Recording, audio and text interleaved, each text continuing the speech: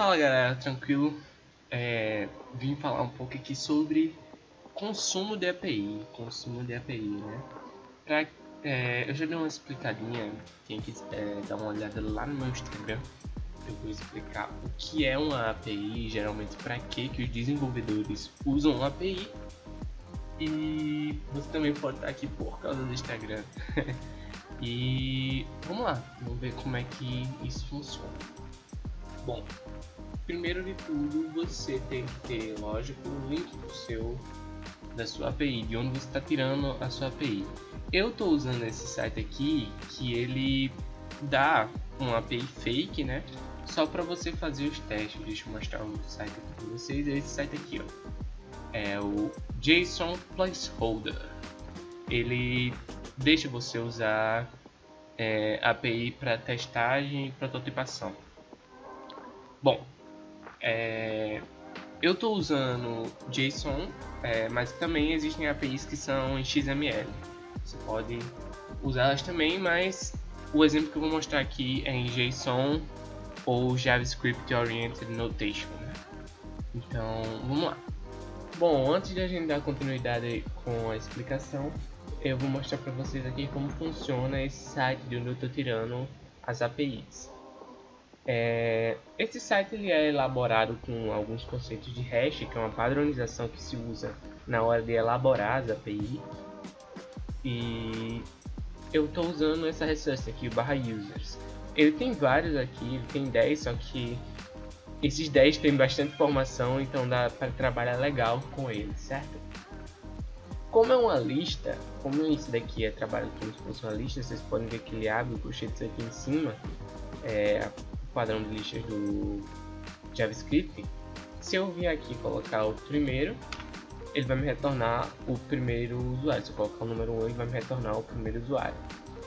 E eu posso acessar qualquer uma dessas informações aqui, só que isso a gente vai fazer lá, tá?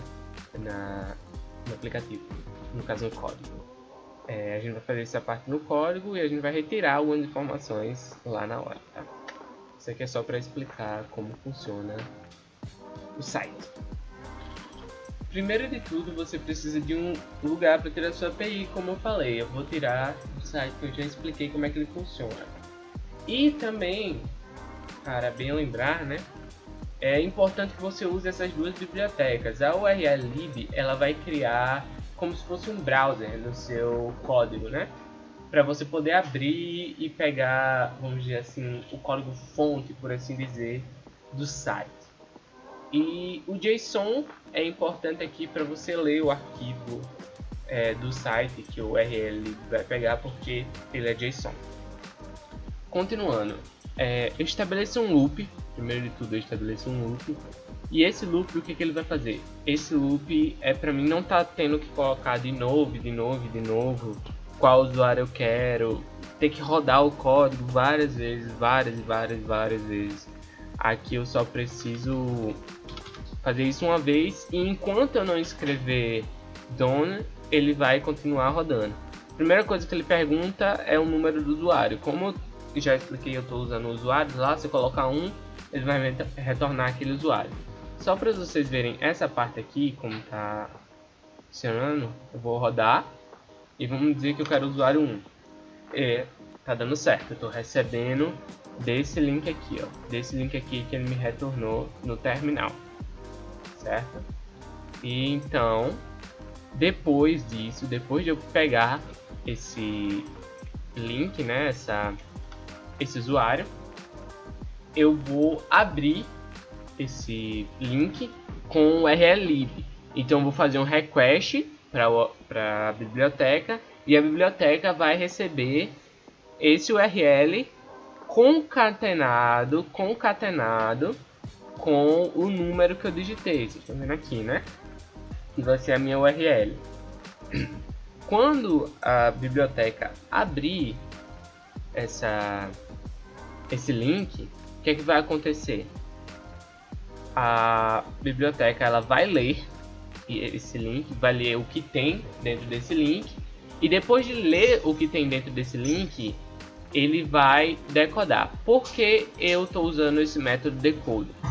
tudo que vem da internet, nem sempre eles estão no padrão que a gente lê, que a gente usa no dia a dia. Então, para o código poder ler tudo direitinho, o que acontece? Eu tenho que usar esse método que é o .decode.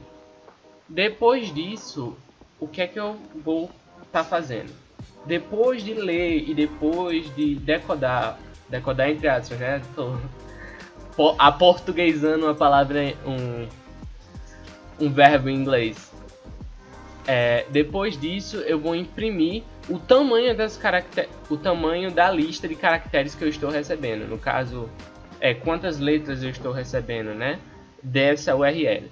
Para vocês verem aqui rodando, vou rodar de novo aqui, stop and rerun, porque eu tirei os comentários. Vou usar o usuário 1 de novo como exemplo.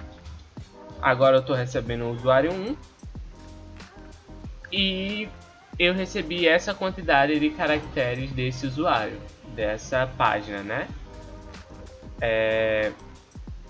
Dessa página aqui, que no caso é como se estivesse desse jeito aqui, ó. Eu estou recebendo desse lugar aqui essa quantidade de caracteres, certo?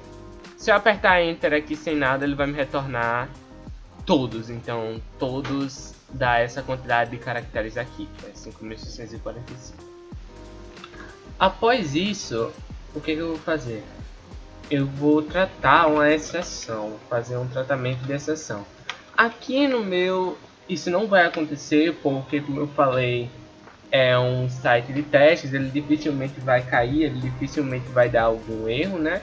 Mas a gente usa isso daqui para, se acontecer alguma coisa com a API, não dá tanto problema assim, vamos dizer, né? É um tratamento de exceção. Então, o que é que eu estou dizendo? Eu estou dizendo que, caso dê certo, né, o try, caso ele consiga, ele vai me retornar ali JSON. Estou usando a biblioteca agora, né? JSON, e estou pedindo para ele carregar para mim os dados que eu recebi quando eu decodei a URL. Na hora que eu decodei a URL, eu coloquei ela dentro dessa variável chamada data. E dentro dessa variável chamada data estão os meus dados, né? Que são em formato JSON. E eu pedi para ele carregar, para essa biblioteca carregar para mim. Caso desse errado, não vai dar, mas caso desse errado, eu colocaria essa variável de s como nome. Para vocês verem como vai ficar, como eu vou tirar essa parte aqui, né? Eu vou comentar. Para vocês verem como vai ficar se eu, por exemplo, digitar nenhuma. Olha só o que acontece. Isso daqui é uma função de JSON, tá? Que é para mim mostrar o que ele conseguiu. Eu posso printar só a palavra JS, eu poderia colocar aqui só... Eu poderia colocar aqui só JS, ele ia me mostrar, só que ia ficar feio. Ia ficar tudo em uma linha só. Mas se eu usar esse daqui, JSON.dumps, e colocar essa indentação aqui, olha só o que vai acontecer. Eu vou parar e vou rodar de novo. Aí eu vou dizer que eu não quero nenhum específico aqui, eu quero todos. Olha só como é que ele vai me retornar. Isso daqui é no terminal, ele vai me retornar desse jeito. Como eu coloquei um aqui para mostrar como exemplo, esqueci de tirar, ele só está me retornando primeiro. Mas ele vai ficar desse jeito com todos, tá? Continuando. Eu vou comentar isso aqui de novo, porque ele não vai precisar mais usar isso. Continuando, eu agora, como eu expliquei na hora que eu estava explicando o site, funciona como se fosse uma lista. É um dicionário, né? Um dicionário de JavaScript, só que com o JSON eu estou trazendo aqui, com essa biblioteca JSON, eu estou trazendo para o Python. Então, o que é que eu estou fazendo? Eu estou dizendo que esses meus dados que eu carreguei com essa biblioteca, eu quero que ele ache onde está a chave name. Onde está a chave name? Se eu printar aqui embaixo, ó, print name. Vou printar um name aqui, ele vai me pedir um usuário. Name do usuário 1. Ele vai me retornar aqui, Lane Graham, certo? E a mesma coisa com essas outras duas aqui. Só que qual é a diferença dessas outras duas? Usando como exemplo. Essa street, que é rua, né, em inglês, eu tô tirando de endereço, do address, né, do usuário 1. E por que eu tô colocando address e street?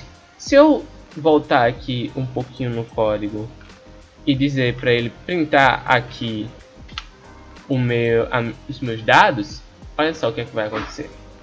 Vou printar os dados do usuário 1, tá? Olha só, vocês vão ver que tem aqui, ó, tem um dicionário dentro de outro dicionário. Então, para eu poder acessar esse endereço, esse address aqui, eu tenho que, no caso, para eu poder acessar a rua dele, eu tenho que fazer dessa maneira aqui, tenho que escrever dessa maneira para eu poder acessar uma chave, no caso, uma chave dentro de outro dicionário, certo? Então eu tenho que fazer dessa maneira, e dessa maneira aqui eu consigo pegar a cidade e a rua dele. Aí no final aqui, eu posso printar isso daqui de novo, certo? Printar não, posso comentar isso daqui de novo. Aí no final aqui eu usei um método de formatação na hora de imprimir. E quando eu rodar, vamos dizer que eu quero o usuário 1. Aqui, ó. O usuário Lenny Graham mora em Gwenbrook, na rua Coolers Light. São nomes aleatórios, ruas aleatórias, países aleatórios, enfim. Mora num país, tá? Não, é cidade. Mora na cidade, Coolers Light, enfim. E isso vai funcionar com qualquer usuário. Como eu estou usando o while true, como eu falei aqui em cima, eu posso pegar aqui o usuário 3, por exemplo. Aí vai mostrar, o usuário Clementine Bot mora em Max, sei lá, esse nome aqui não me atrevo a pronunciar. E ele consegue fazer isso com qualquer usuário, desde que ele esteja dentro da lista, desde que ele esteja dentro da listagem de usuários que tem na API. E é assim que funciona o consumo de uma API. É assim que as APIs, como os desenvolvedores, usam essas APIs para poder pegar informações, para poder usar. Você pode colocar uma URL dentro de uma API, sabe? Então você pode pegar uma URL a partir de uma API também. Enfim, é dessa maneira que os desenvolvedores fazem os aplicativos. E é isso. Acho que a demonstração acabou por aqui e a gente se vê numa próxima. Até logo!